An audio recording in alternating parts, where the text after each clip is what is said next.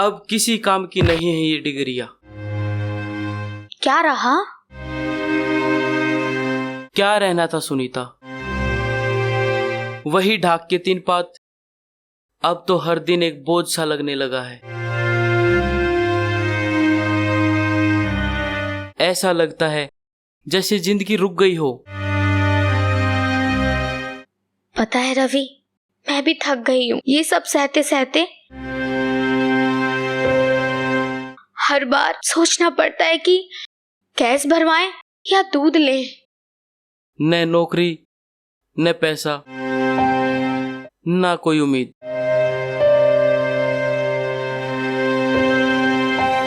कुछ समझ नहीं आता कि अब क्या करें।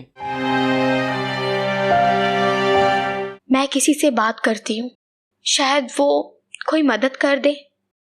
किसी से? किससे बात करोगी? जेके से। पुराने जानने वाले हैं, अब वो किसी ऑफिस में काम करते हैं। अब हमें अपनी हालत किसी को बतानी पड़ेगी? क्या हम यूं ही घुटते रहेंगे? किसी ना किसी का तो दरवाजा खटखटाना ही पड़ेगा।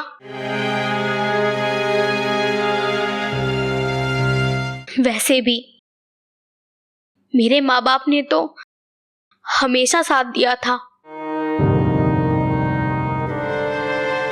लेकिन तुम जानती हो ना हम क्यों दूर हुए थे उनसे। वो हर बार हमारी जिंदगी में दखल देते थे। वो दखल नहीं था रवि, चिंता थी। जब मेरी माँ ने तुम्हारी नौकरी ढूंढने में मदद करनी चाहिए तो तुमने उनको अपमानित कर दिया। और पापा, वो तो आज भी हमारे लिए पूजा करते हैं। हाँ, शायद मेरी गलती थी, पर अब क्या करें। कुछ भी सही नहीं हो सकता जब हम अपनों से ही मुंह मोड़ लेते हैं। मैं जेके से बात करूंगी। ठीक है, लेकिन उम्मीद टूटनी नहीं चाहिए। अब और सहने की ताकत नहीं बची है।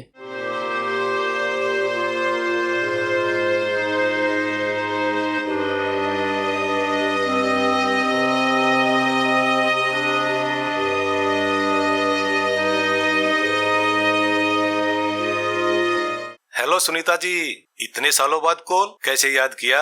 सब ठीक तो है? नहीं जी, कुछ ठीक नहीं है, बस आपकी एक मदद की जरूरत थी। बताइए, क्या हो गया? रवि की नौकरी छूट गई है, हम बहुत परेशान हैं। मैं आपसे मिलना चाहती हूँ। कोई बात नहीं, कल सुबह ऑफिस आ जाना 10 बजे तक, मैं आपको यहीं मिलूंगा। ठीक है सर, धन्यवाद। बहुत उम्मीद है आपसे। उम्मीद रखना ठीक है, लेकिन पूरी करने के लिए हिम्मत भी चाहिए।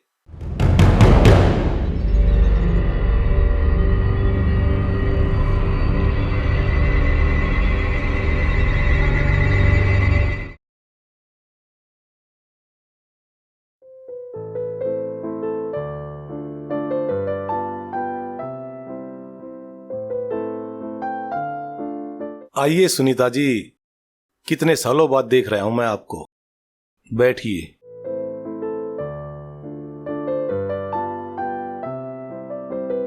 जेके जी, ये मेरे पति रवि। नमस्ते जी। सुना है कुछ परेशान हैं आप? बस नौकरी नहीं मिल रही, बाकी सब तो ठीक है। मैं कोशिश करता हूं, कहीं ना कहीं काम तो बन ही जाएगा। सच में? हाँ,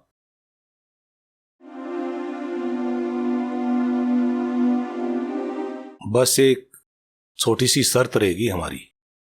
शर्त? कैसी शर्त? अभी नहीं बताऊंगा, सोच समझ कर बताऊंगा।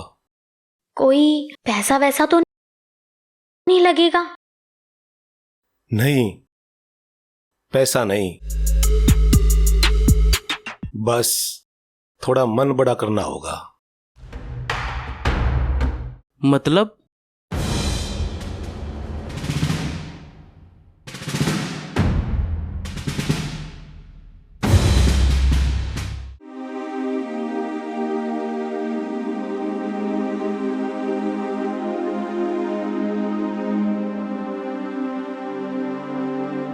जेब में सिर्फ 9 रुपए हैं और ऑटो वाला भी घर तक 20 रुपए लेता है।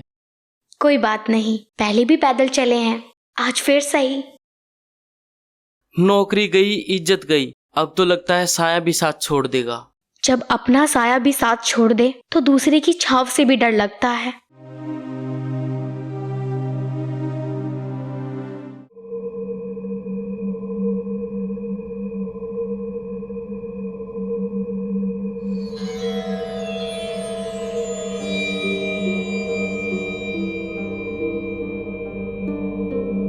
आप बैठिए, मैं पानी लेकर आती हूँ। सुनीता, एक कप चाय और बना लाना। चाय कैसे बनाऊं? दूध तो है ही नहीं।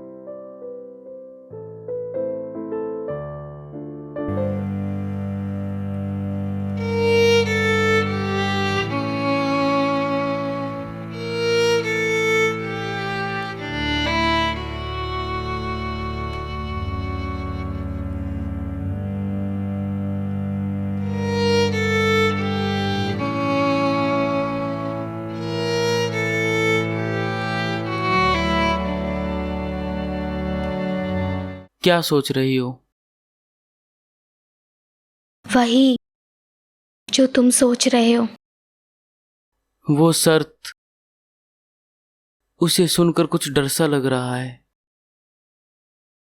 मुझे लगता है वो इसकी बहुत बड़ी कीमत मांगने वाला है, जो हमारे पास बचा ही नहीं। शायद जो बचा है वही मांग ले।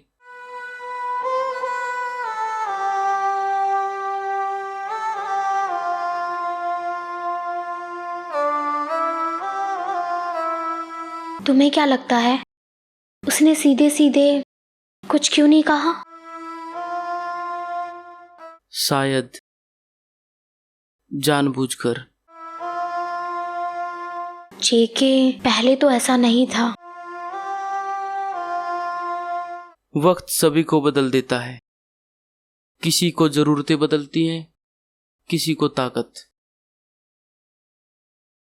अगर कल वो कुछ ऐसा कह दे जो हमसे ना हो सके, तो हम ना कह देंगे। हम भूखा रह लेंगे पर अपना जमीर नहीं बेचेंगे।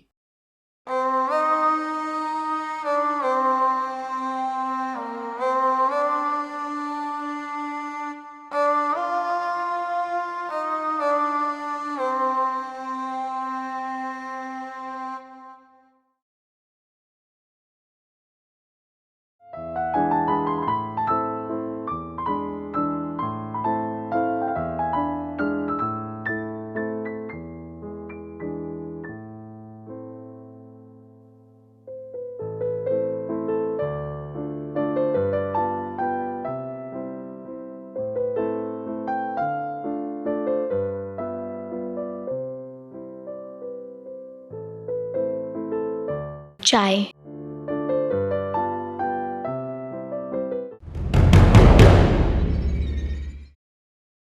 चाय में दूध?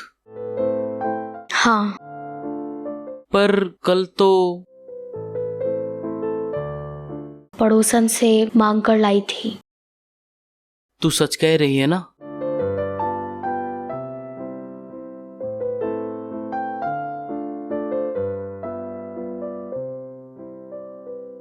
क्या आज फिर जेके से मिले? नहीं, पहले उनका जवाब आने दो। अगर उसकी शर्त ऐसी वैसी हुई तो हाँ या ना वहीं खड़े खड़े कह देंगे।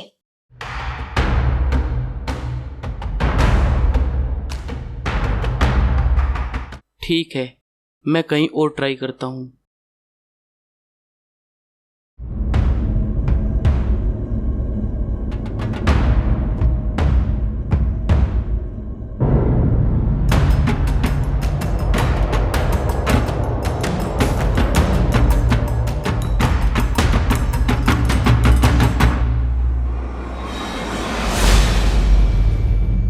हेलो जेके जी,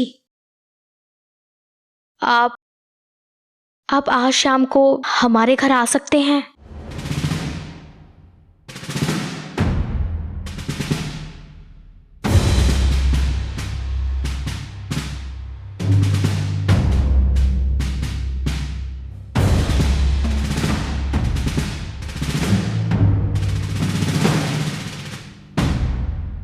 अगर उसकी शर्त ऐसी वैसी हुई तो?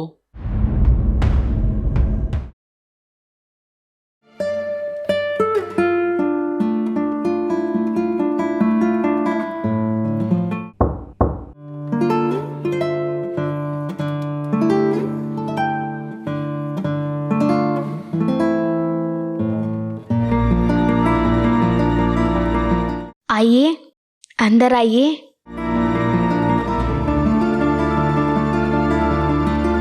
बैठिए, मैं चाय लेकर आती हूँ।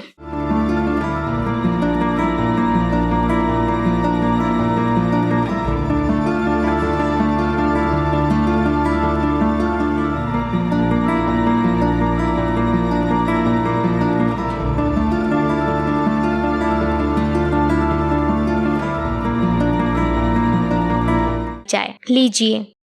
रवि नजर नहीं आ रहा? जी, मैं ही मिलना चाहती थी आपसे।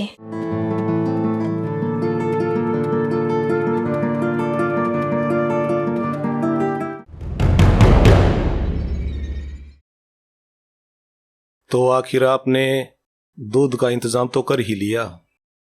काम की बात कीजिए। आप वो शर्त साफ साफ बताइए।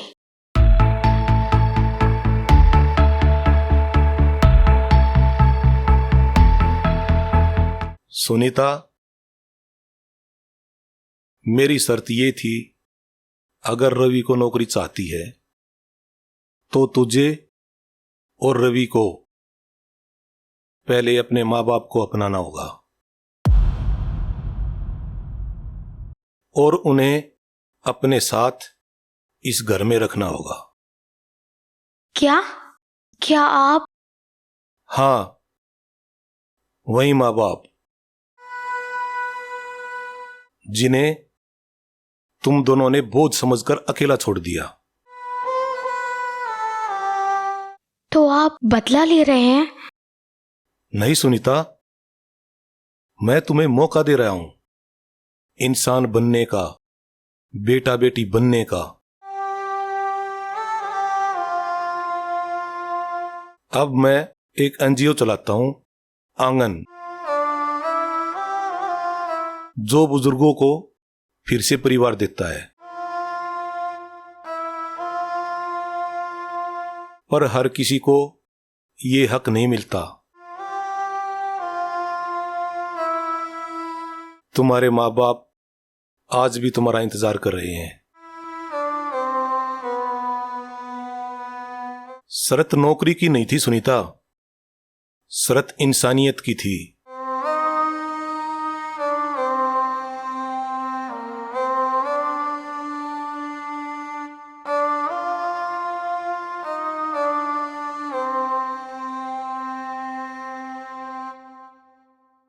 हम तो बस जीने की जदोजहद में जन्म देने वाले माँ बाप को ही भूल गए।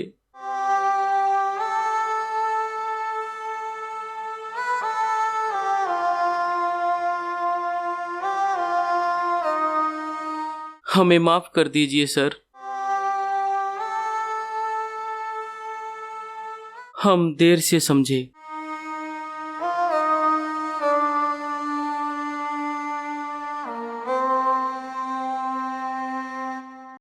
अब पीछे नहीं हटेंगे।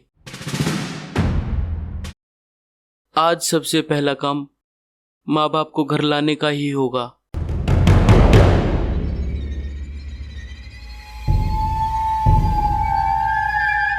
कुछ शर्तें बोझ नहीं होती, वो तो इंसान को इंसान बनाने के लिए होती हैं।